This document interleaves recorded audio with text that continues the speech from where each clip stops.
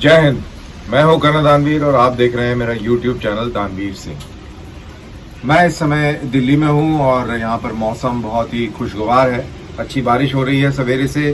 Temperature काफ़ी कम है, लेकिन अनफॉर्चुनेटली ये टेम्परेचर सारी दुनिया में इस तरीके से कम नहीं है, क्योंकि अफगानिस्तान को लेकर पूरी दुनिया की दर्जा हरारत बढ़ चुकी है। दरअसल अफगानिस्तान के अंदर तालिबान काबिज तो हो गए हैं, लेकिन अब वो क्या रुख रखेंगे उससे सारी दुनिया असमंजस में है। तालिबान की दोस्ती पाकिस्तान के साथ और उसके बाद अब चीन के साथ बढ़ती करीबियों से रूस, ईरान, भारत और ऐसे कई सारी शक्तियां जो कि अफगानिस्तान के इर्द गिर्द हैं, सत्ते में हैं, परेशान हैं। तो क्या चीन एक नई सुपर पावर के तौर पर अफगानिस्तान में उतरा है? ये तो समय बताएगा, लेकिन ये बात जरूर तय है कि तालिबान के साथ आज कोई भी नहीं खड़ा दिख रहा। तालिबान पहले 9/11 को अपनी सरकार बनाने जा रहे थे, लेकिन किसी कारणवश उन्होंने ये बात को टाल दिया।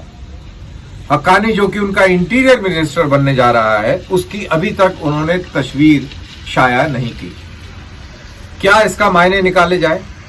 क्या तालिबान अपने आप को 9/11 की घटना से डिस्टेंस मेंटेन करना चाह रहा है? क्या वो दुनिया को बताना चाह रहा है कि वो इसका जश्न नहीं मनाना चाहता अपनी सरकार को बनाकर, या इसके पीछे कोई और बात है? क्या ये माना जाए कि तालिबान के जितने भी नुमाइंदे हैं जो सरकार में शामिल होने जा रहे हैं, वो सरकार के गठन से सहमत नहीं है, उनके आपस में तनातनी जारी है? हो सकता है, और मोस्ट प्रोबेबली ये विरोधाभास पक्का होगा। इसीलिए ये सार्वजनिक तौर पर किसी समारोह के दौरान कीचड़ उछले, कोई बात खड़ी हो, ये ऐसा नहीं चाहते। तो इसलिए हो सकता है इन्होंने 9/11 को जो आज सरकार का गठन करना था उसको पोस्टपोन कर दिया है। वहीं अमेरिका जैसा मुल्क जो कि आज 20वीं सालगिरह मना रहा है 9/11 की, वो उन 2500 से अधिक लोगों को श्रद्धांजलि दे रहा है। बहुत सारे लोग इस 20 साल चली ग्लोबल वॉर ऑन टेररिज्म में उन्होंने अपने बलिदान दिया, और आज हालत यह है कि अमेरिका हार कर वापस चला गया है और तालिबान फिर से अफगानिस्तान पर काबिज हो गए हैं। और 9/11 को वो एक सरकार बनाकर दुनिया को संदेश भी देना चाहते थे, लेकिन वो किसी कारणवश से टल गया है। अब बात करें थोड़ी हक्कानी की। हक्कानी की शक्ल नहीं दिखा रहे हैं, बाकी सब की तस्वीरें दिखा रहे हैं वो, लेकिन हक्कानी जो इंटीरियर मिनिस्टर बनने वाले हैं, जिनके ऊपर $5 मिलियन का इनाम था, जो इनामजद है और FBI की मोस्ट वांटेड लिस्ट के अंदर भी है, यूनाइटेड नेशंस की भी टेररिस्ट लिस्ट के अंदर है, ये अपनी शक्ल और चेहरा नहीं दिखा रहे हैं। तो ऐसा क्या कारण है? अब तो क्या है, अब तो कोई प्रॉब्लम नहीं होनी चाहिए, क्योंकि अब उनकी सरकार बन चुकी है, अब वो सरकार में है, और अब चेहरा क्यों छुपा रहे हैं? तो इसके भी अलग अलग मायने निकाले जा सकते हैं। मेरा मानना यह है कि कहीं ना कहीं तालिबान को अभी तक भरोसा नहीं है कि वो सरकार बनाने जा रहा है या उसके हाथ में सत्ता आ गई है। उसको ये लगता है कि कहीं ऐसा ना हो कि हमें देश को छोड़कर फिर से भागना पड़े और हक्कानी बाबू को अंडरग्राउंड होना पड़े। और अगर ऐसी नौबत आती है और हम उसका चेहरा पूरी दुनिया को दिखा देते हैं, तो उसको पकड़ने में, होम ऑन करने में बहुत आसानी होगी। तो कहीं ना कहीं तालिबान के दिमाग के अंदर जो खुद को लेकर शक है, वो इस चीज को भी उजागर करता है। अब आखिर में बात उन अफगानियों की भी कर लें जिसको नाम नेहाद आजादी दिलाने की इन तालिबानियों ने बात करी थी। इन्होंने कहा था कि हमने अफगान लोगों को आजादी दिला दी है। तो भाई, आजादी तो तुमने दिला दी, आपकी अमेरिका से लड़ाई थी, वो लड़ाई खत्म हो गई। अब जो लड़ाई शुरू हुई है, जिसके अंदर नया अफगानिस्तान आपको बनाना है, लोगों को एक प्लेटफॉर्म पर लाकर और देश को प्रगति की राह पर लेके जाना है, औरतों को उनके हकायक और हकूक देने हैं, आपको दुनिया को यह बताना है कि अब हम आतंकवादी नहीं रहे। तो क्या ये सब आप कर पाएंगे? क्या पाकिस्तान आपको ये करने देगा? सबसे बड़ा सवाल ये है कि पाकिस्तान क्या आपको करने देगा? ये भी मानना है, जो स्ट्रेटेजिक थिंकर्स हैं, जो एनालिस्ट है, उनका यह भी मानना है कि पाकिस्तान कभी भी नहीं चाहेगा कि अफगानिस्तान के अंदर स्थिरता हो। अगर अफगानिस्तान के अंदर स्थिरता होती है तो वो ड्यूरेंट लाइन और पख्तूनिस्तान के मसले पर जरूर कुछ ना कुछ बात करेंगे, रुख रखेंगे, और वो जो रुख होगा वो पाकिस्तान के अनुकूल नहीं होगा, पाकिस्तान की सलामती के पक्ष में नहीं होगा।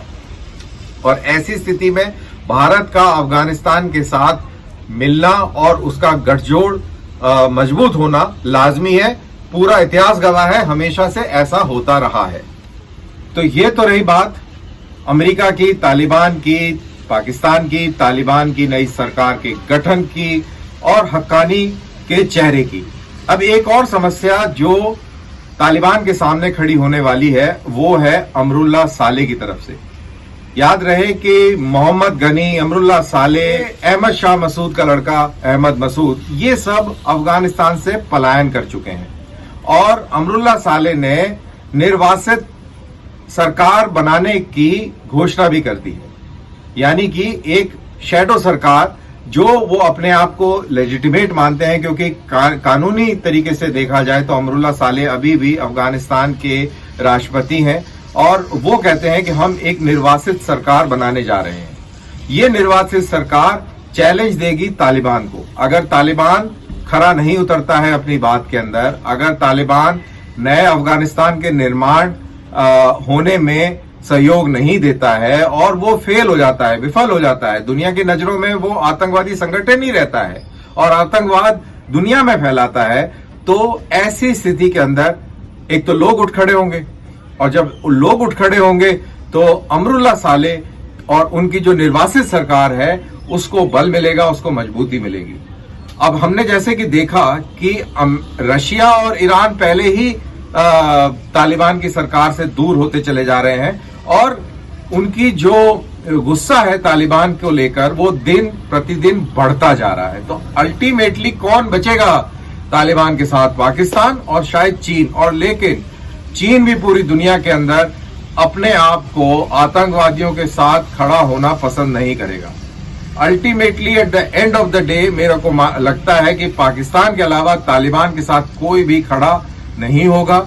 और जैसा लग रहा है, जैसे संकेत आ रहे हैं, जैसा एक वैक्यूम नजर आ रहा है, वो वैक्यूम सरकार का अफगानिस्तान के अंदर अथॉरिटी का वैक्यूम नजर आ रहा है। वो इसलिए नजर आ रहा है क्योंकि सरकार अभी तक बनी नहीं है और नई सरकार, अंतरिम सरकार कब बनेगी ये टाइम बताएगा। वैसे तो वो आज बननी थी लेकिन उन्होंने ये अपना आइडिया टाल दिया है। बहरहाल मेरे इस वीडियो को मैं यहीं देता हूं विराम। अगले बार फिर किसी एक नए मुद्दे पर मिलते हैं और नई बात करेंगे। तब तक के लिए आप मुझे दीजिए इजाजत। Thank you. जय हिंद।